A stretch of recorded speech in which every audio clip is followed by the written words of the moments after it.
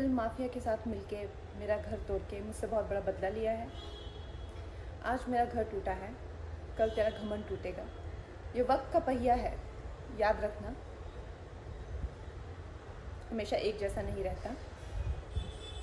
और मुझे लगता है कि तुमने मुझ पर बहुत बड़ा एहसान किया है, क्योंकि मुझे पता तो था कि कश्मीरी पंडितों पे क्या बीती होगी। आज मैंने महसूस किया है, और आज मैं इस देश को वचन देती हूँ कि मैं सिर्फ अयोध्या पे ही नहीं, कश्मीर पे भी एक फिल्म बनाऊंगी और अपने देशवासियों को जगाऊंगी, क्योंकि मुझे पता था हमारे साथ होगा तो होगा, लेकिन मेरे साथ हुआ है, इसका कोई मतलब है, इसके कोई मायने हैं।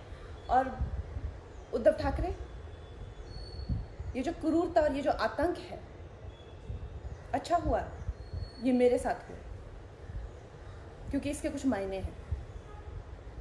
जय हिंद, जय महाराष्ट्र। संजय राउत जी, आपने मुझे कहा कि मैं एक हरामखोर लड़की हूं।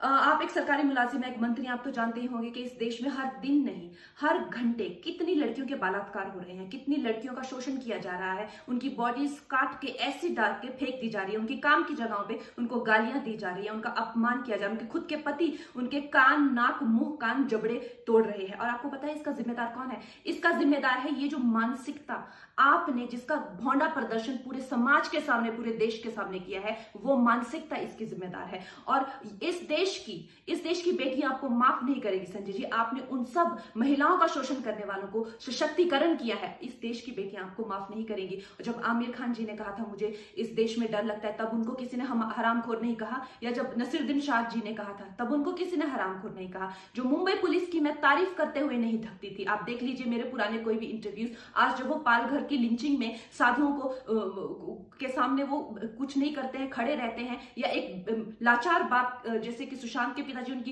एफआईआर नहीं लेते हैं, मेरी स्टेटमेंट नहीं लेते हैं, तो इस प्रशासन के चलते हुए अगर मैं उनकी निंदा करती हूं, ये मेरी अभिव्यक्ति की आजादी है, मैं उनकी निंदा करती हूं। संजय जी, मैं आपकी निंदा करती हूं, आप महाराष्ट्र नहीं हैं, आप ये नहीं कह सकते कि मैंने महाराष्ट्र की निंदा की। और संजय जी, मैं 9 सितंबर को आ रही हूं, आपके लोग कह रहे हैं कि आप लोग मेरा जबड़ा तोड़ देंगे, आप लोग मुझे मार डालेंगे। आप लोग मुझे मारिए, क्यों? क्योंकि इस देश की जो मिट्टी है वो ऐसे ही खून से सींच कर इस देश की जो गरिमा है और अस्मिता के लिए न जाने कितने लोगों ने अपनी जान दी है। और हम भी देंगे संजय जी, हम भी देंगे, क्योंकि हमको भी वो कर्ज निभाना है। मिलते हैं 9 सितंबर को। जय हिंद, जय महाराष्ट्र।